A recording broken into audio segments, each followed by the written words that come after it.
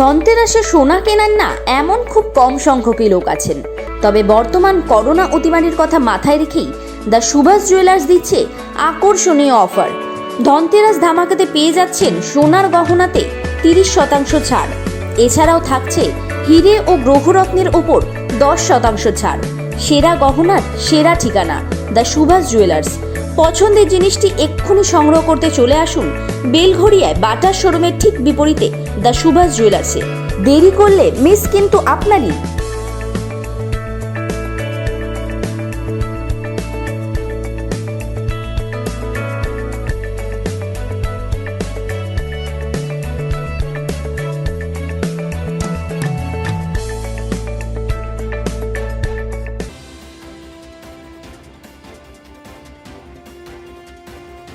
জেলা কমিটির ঘোষণার পর গোষ্ঠীদ্বন্দ্ব তৃণমূলের অন্দরে।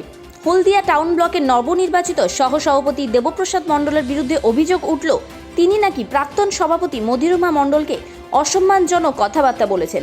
তিনি বলেছেন কাঁথি থেকে নিয়ে এসে জোর করে চাপিয়ে দেওয়া হচ্ছে জগদ্দল পাথরের মতো।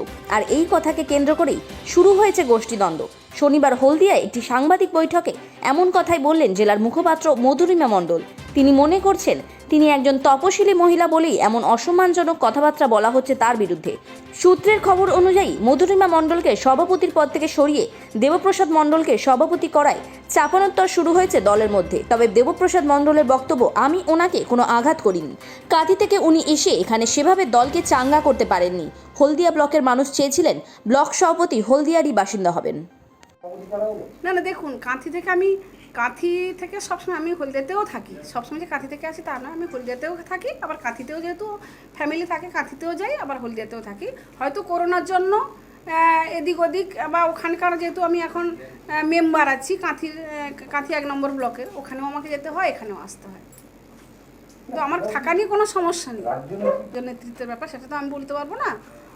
যে হোক না কেন আমার দলেরই তো কেউ হয়েছে, তাতে আমি মনে করি তাকে ওনাদেরকেও সম্মান জানানো আমার উচিত। আমি সম্মান জানাই ওনাদেরকেও আমি শ্রদ্ধা করি।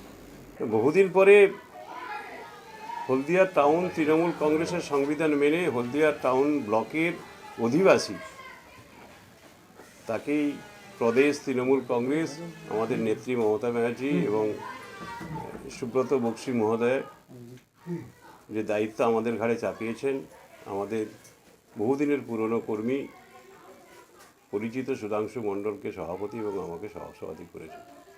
স্বাভাবিক কারণে হলদিয়াবাসী খুশি। হলদিয়াবাসীর তৃণমূল কংগ্রেস কর্মীরা বহুদিন ধরে চেষ্টা করেছিলেন যে আমাদের এলাকার মানুষকে ব্লক সভাপতি করা হোক সংগঠনের স্বার্থে।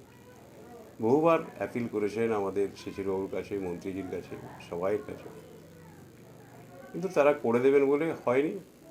পরিবর্তিত পরিস্থিতিতে নতুন কমিটি হওয়ার ফলে আবার নতুন করে কমিটি হয়েছে। ফলে স্বাভাবিক কারণে আমরা দায়িত্ব পেয়েছি, চেষ্টা করব তৃণমূল কংগ্রেসের সংগঠনকে